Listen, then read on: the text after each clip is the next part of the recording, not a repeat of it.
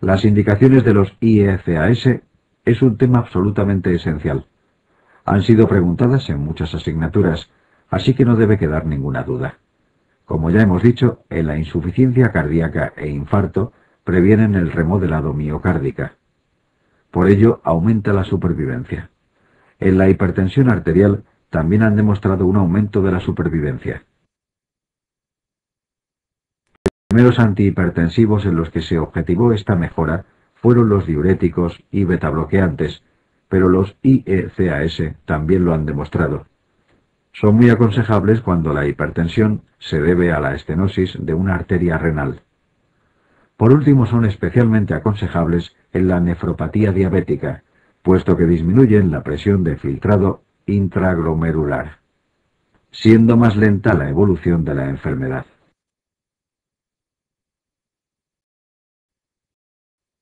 Los efectos secundarios de los IECAS han sido bastante preguntados. Debes recordar especialmente la tos y el angioedema. Ambos se deben a que actúan sobre el metabolismo de las quininas, no solo en la enzima de conversión. Por este motivo pueden producir un aumento de la permeabilidad vascular que se manifieste en forma de angioedema. Otro efecto secundario importante es la hiperpotasemia, que se potencia con la producida por la espironolactona. Por ello, en caso de combinarse, debe vigilarse el potasio de forma muy estrecha. En la hipertensión del embarazo está contraindicado el uso de estos fármacos, puesto que son teratógenos.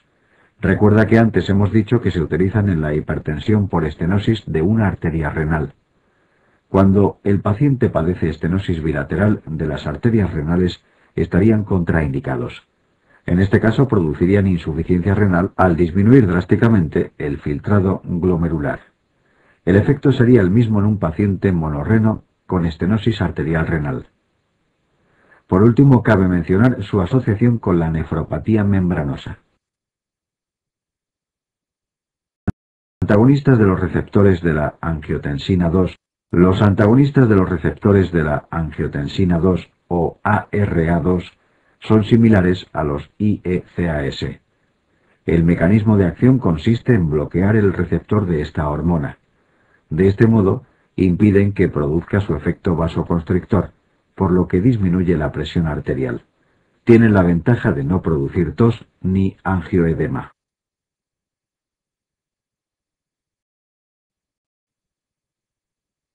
Antagonistas del calcio. Los antagonistas del calcio impiden la entrada de este ion al interior de la célula. Se dividen en dos grupos: dihidropiridinas y no dihidropiridinas. Las dihidropiridinas son aquellos que terminan en pino: amlodipino, nifedipino, lacidipino. Por otro lado, están el verapamil y el diltiazem, que no pertenecen a este grupo. Existen importantes diferencias entre unos y otros. Las dihidropiridinas producen mayor vasodilatación periférica y por ello aparece taquicardia refleja. El verapamil y el diltiazem bloquean el nodo aurículo-ventricular. Esto hace que acaben causando bradicardia. El uso fundamental de las dihidropiridinas se basa en su efecto vasodilatador. Por ello pueden usarse como antihipertensivos. En cambio, el verapamil y el diltiazem tienen además propiedades antiarrítmicas.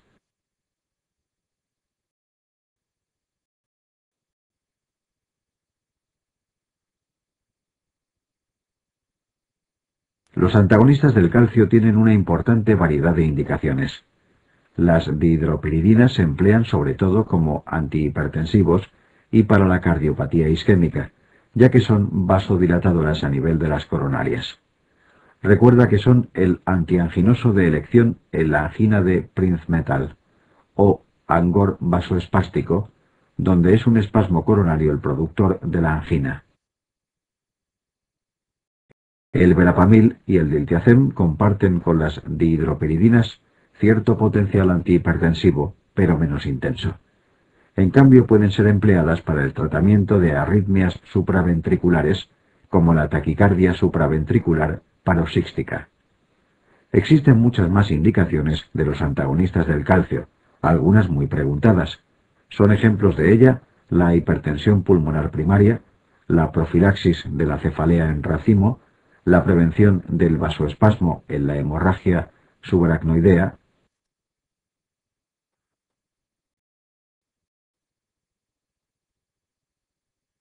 Los efectos adversos derivan de su acción vasodilatadora, que puede producir enrojecimiento facial, edemas en miembros inferiores y cefalea.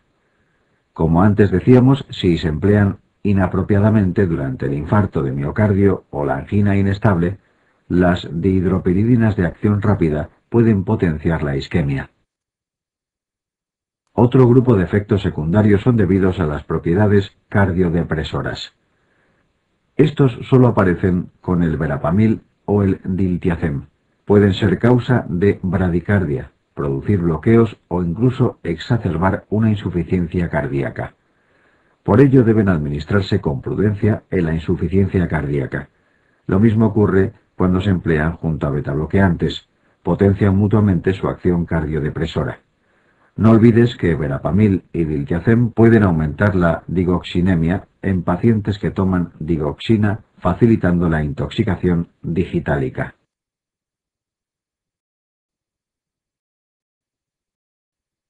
Digoxina.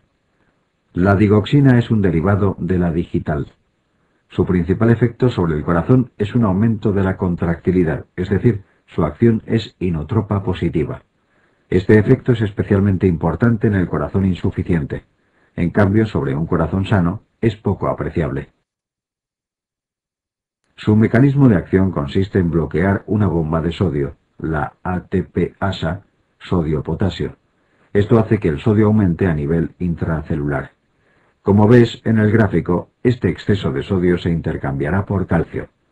El aumento de calcio intracelular es lo que finalmente aumenta la contractilidad cardíaca. No olvides que cualquier músculo requiere un aumento de calcio intracelular para contraerse, y esto es lo que se consigue a nivel cardíaco con la digoxina.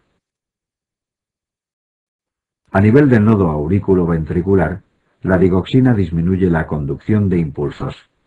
Por este motivo, disminuye la frecuencia cardíaca. Una aplicación clínica de esta propiedad sería, por ejemplo, la fibrilación auricular con respuesta ventricular rápida. Aparte de lo dicho, la digoxina tiene otros efectos. Produce una disminución del tono simpático y de la actividad del sistema renina-angiotensina-aldosterona, que están aumentados en la insuficiencia cardíaca. Por otra parte, tiene cierto efecto diurético, lo que es beneficioso para este síndrome clínico.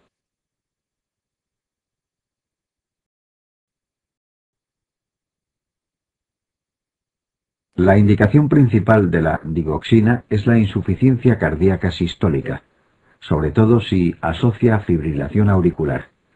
Recuerda que este fármaco no ha demostrado prolongar la supervivencia, a diferencia de los IECAS y betabloqueantes que sí lo han hecho. No obstante, mejora la calidad de vida del paciente y disminuye el número de hospitalizaciones, por lo que está indicado su uso. Otra indicación, que ya hemos mencionado, es la fibrilación auricular acompañada de respuesta ventricular rápida, puesto que es capaz de bloquear el nodo aurículo-ventricular. Al contrario, existen ciertas situaciones donde su uso está contraindicado. Es el caso del síndrome de Wolff-Parkinson-White, puesto que podría facilitar el paso de estímulos por la vía accesoria, facilitando una fibrilación ventricular. Tampoco debe ser administrada en pacientes con bloqueo auriculoventricular ni con defectos de conducción intraventriculares.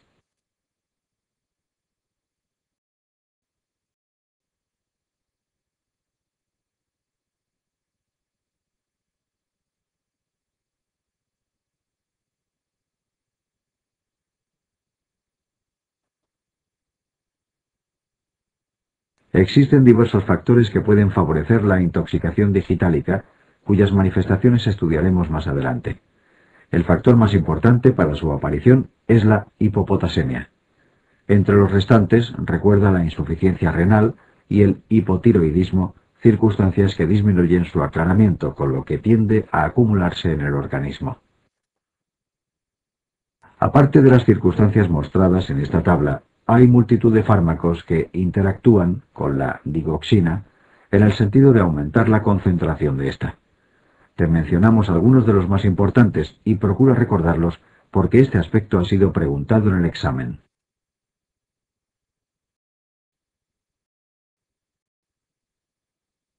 Intoxicaciones. Las intoxicaciones más frecuentes son por drogas de abuso y alcohol. Entre estas dos causas superan el 50% del total de intoxicaciones. También son frecuentes las benzodiazepinas y otros tranquilizantes menores que representan un 25%. El siguiente grupo son los analgésicos, cerca del 10%.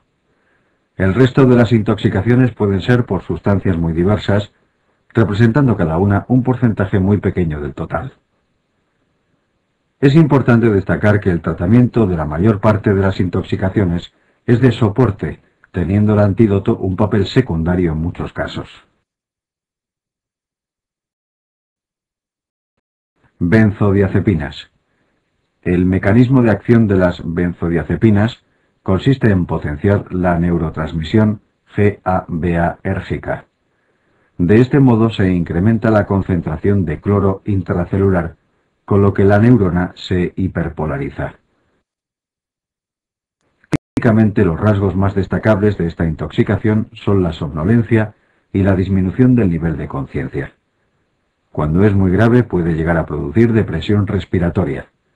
El antídoto frente a esta intoxicación es el flumacenilo, que ha sido repetidamente preguntado en el examen.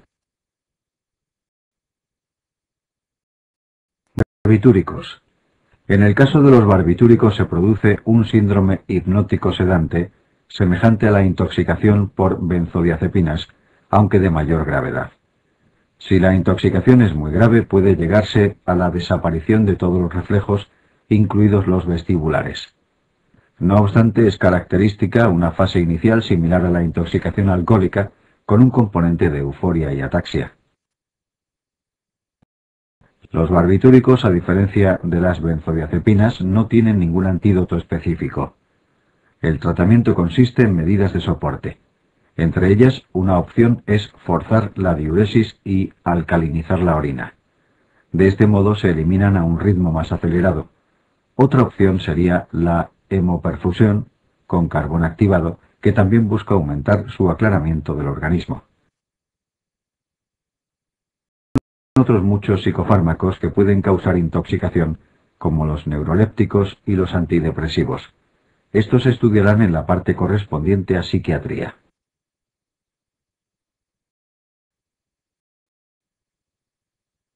Paracetamol. La dosis tóxica mínima de paracetamol para un sujeto sano sería de unos 10 gramos. Esto supera con creces las dosis diarias empleadas con fines analgésicos. Por ello, se trata de un fármaco seguro, salvo si se emplea con fines autolesivos. A partir de los 15 gramos diarios puede resultar mortal. El mecanismo fundamental es el daño hepático, por lo que en pacientes hepatópatas la dosis tóxica puede ser muy inferior. Básicamente, la intoxicación por paracetamol consta de dos fases. Inicialmente es poco específica, con malestar general y síntomas digestivos como náuseas y vómitos. A las 24-48 horas se instaura una hepatitis tóxica con dolor en hipocondrio derecho, aumento de las transaminasas e ictericia. Otro específico del paracetamol es la N-acetilcisteína. Por supuesto, también pueden aplicarse medidas generales, como carbón activado, para así disminuir la absorción si se instaura durante las horas siguientes a la ingesta.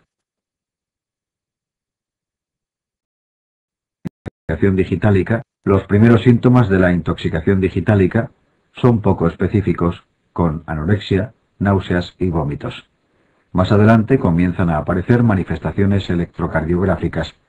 Es habitual que se prolongue el PR, la depresión del ST y el acortamiento del QT. La arritmia más frecuente es la aparición de extrasístoles ventriculares. La más típica consiste en una taquicardia auricular no paroxística con bloqueo AV variable. Caso de intoxicación crónica, la insuficiencia cardíaca de base tiende a descompensarse, acompañándose de manifestaciones como visión amarilla y pérdida de peso. Es posible que en estos pacientes aparezca además confusión.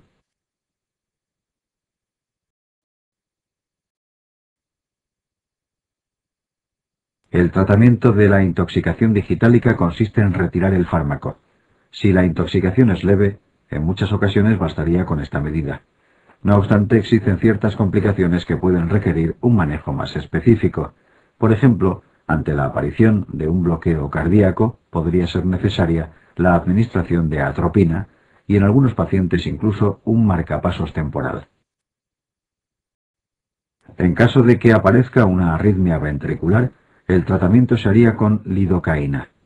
Los anticuerpos antidigoxina se reservan para intoxicaciones muy graves y casi nunca llegan a ser necesarios. Como has visto, la digoxina es un fármaco clave en esta asignatura, por eso también lo estudiamos entre las intoxicaciones. Aprovechamos la ocasión para ofrecerte una tabla resumen para que te sirva de repaso. Ácido acetil salicílico. La dosis letal es de más de 10 gramos para adultos, pero en un niño pueden ser suficientes 4 gramos. Los primeros síntomas de esta intoxicación son solo gastrointestinales, como náuseas y vómitos. Es típico que se acompañe de acúfenos. Desde el punto de vista gasométrico, destaca una alcalosis respiratoria, puesto que el paciente tiene tendencia a hiperventilar. Según aumenta la gravedad, puede haber deterioro del nivel de conciencia, convulsiones y acidosis metabólica por la sobreproducción de ácido láctico. En ocasiones puede llegar a instaurarse un edema pulmonar y cerebral, potencialmente mortales. Desde el punto de vista terapéutico es útil la diuresis alcalina, puesto que facilita la excreción de los ácidos, como es el fármaco en cuestión. Si las alteraciones ácido-base son muy graves, estaría indicada la diálisis.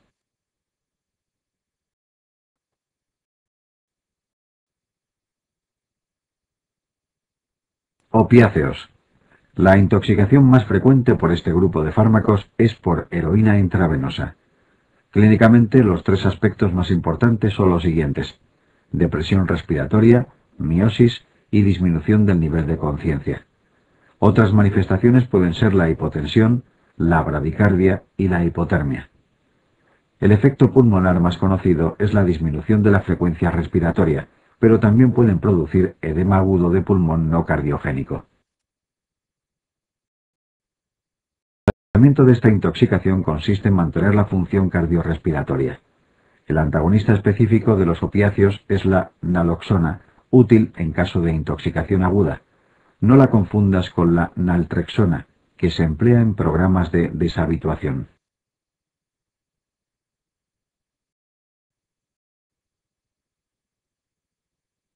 Anfetaminas y cocaína.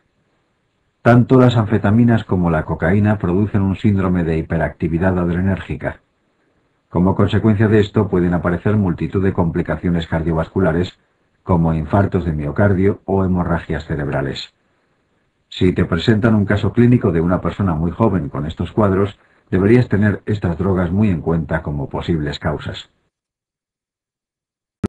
El uso crónico de estas sustancias puede producir hipertensión arterial y otras enfermedades cardiovasculares, así como impotencia y ginecomastia. El tratamiento consiste en el control de la hipertensión, las arritmias y la hipertemia, pero no existe un antídoto específico. En el caso de las anfetaminas, puede recurrirse a la hemodiálisis, que acelera su eliminación. Esta tabla te permitirá un repaso rápido de las intoxicaciones más preguntadas en el examen. Junto a la clínica tienes también el antídoto específico. Otras medidas, como el carbón activado o el lavado gástrico, no están incluidas en la tabla por no ser exclusivas de ningún tipo de intoxicación. En el caso de los antidepresivos tricíclicos, es importante destacar que el bicarbonato no es exactamente un antídoto, pero es útil para tratar las arritmias cardíacas producidas por estos fármacos. Por último, te mostramos otra tabla donde incluimos algunas intoxicaciones más, En esta ocasión hacemos referencia solamente a su antídoto concreto. Solamente haremos énfasis en dos de los tóxicos que aquí aparecen, cuya clínica merece la pena mencionar. El metanol se caracteriza por una importante acidosis acompañada de afectación visual, puesto que sus metabolitos dañan el nervio óptico. El etilenglicol, presente en el anticongelante de los automóviles, también produce acidosis severa. Es característica la presencia en el sedimento urinario de cristales de oxalato cálcico.